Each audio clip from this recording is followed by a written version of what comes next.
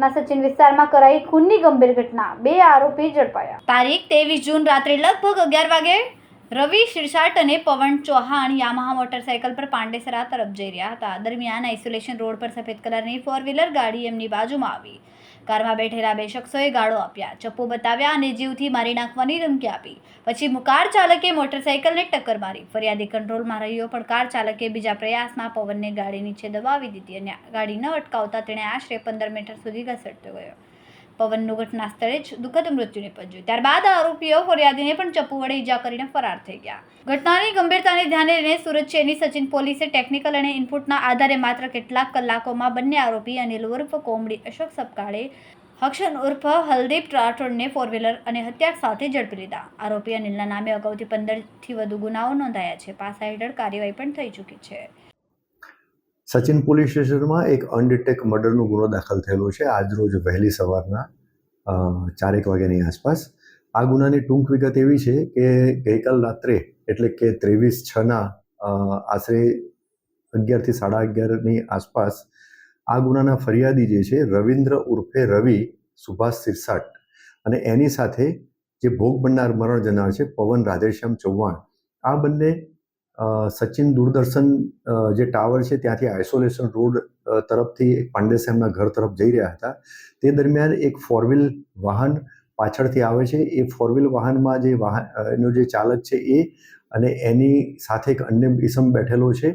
એણે ગ્લાસ ઉતારી અને ડ્રાઈવરની બાજુમાં જે વ્યક્તિ બેઠેલો છે એણે આ મોટરસાયકલ ઉપર જતા બંનેને જાનથી મારી નાખવાની ધમકી આપી અને ગાળો બોલે છે અને છરી બતાવે છે। ત્યારબાદ આ જે 4-વ્હીલ વાહનના જે ચાલક જે છે એ મોટરસાયકલ ઉપર જે બંને વ્યક્તિ જાય છે ફરિયાદી અને ભોગ બનનાર, એમને ટક્કર મારે છે અને એ ટક્કર વાગવાથી આ જે મોટરસાયકલ છે ડિવાઈડર જોડે અથડાય છે અને પછી જે ભોગ બનનાર જે છે એ ગાડીના નીચે વ્હીલમાં આવી જાય છે। તો ગાડીને આ બ્રેક પણ નથી મારતા અને 15 મીટર સુધી ધસડી અને લઈ જાય છે। આ બંને જે ફરિયાદી અને જે ભોગ બનનાર જે મોટરસાયકલ ઉપર હતા એમની સાથે બીજા 2-વ્હીલર અને 4-વ્હીલરમાં પણ બીજા વ્યક્તિઓ એમની પાછળ આવતા હતા જે એમના પરિચિત હતા। એ ત્યાં જાય છે, એમને ઊભા કરવાની કોશિશ કરે છે। તો જે આ 4-વ્હીલ વાહનમાં જે ડ્રાઈવરની બાજુમાં બેઠેલો ઈસમ હોય છે એ ત્યાંથી ઉતરે છે અને છરી ત્યાં બતાવે છે, છરી લઈ અને એમને મારવા જાય છે। એટલે જે ફરિયાદી જે છે ફરિયાદી એમની સાથેના માણસોને એમ કહે છે કે ભાઈ તમે અહીંથી જતા રહો, એની પાસે છરી છે અને આપણી ઉપર હુમલો કરશે। એટલે બીજા બધા દૂર ખસી જાય છે અને જે ડ્રાઈવરની બાજુમાં જે ઈસમ બેઠેલો હોય છે, જે અજાણ્યો ઈસમ, એ ફરિયાદી રવિન્દ્ર શિરસાટને ખભાના ભાગે છરીથી ઈજાઓ કરાય છે। ત્યારબાદ આ બંને જે આરોપી છે ત્યાંથી નીકળી જાય છે। આ જે ફરિયાદી જે છે એ વધુ સારવાર અર્થે એને સિવિલ હોસ્પિટલમાં દાખલ કરવામાં આવેલા છે અને જે ભોગ બનનાર પવન ચૌહાણ એને ગંભીર ઈજાઓ થતાં એનું ડેથ થાય છે। ગુનો દાખલ થયા પછી ગુનાની તપાસ દરમિયાન આ જે ગુનામાં વાહન વપરાયેલું છે એ અને અમુક જે સ્થાનિક પોલીસના કર્મચારીઓને અને અધિકારીઓને એક સ્પેસિફિક અમુક બાતમી મળે છે અને આ ગુનામાં સંડોવાયેલા બંને આરોપીઓને એમની ઓળખ કરી અને જરૂરી પુરાવા એકત્રિત કરવામાં આવ્યા છે અને આ બંને આરોપીઓની ધરપકડ કરવામાં આવી છે ગુનાની તપાસના કામે।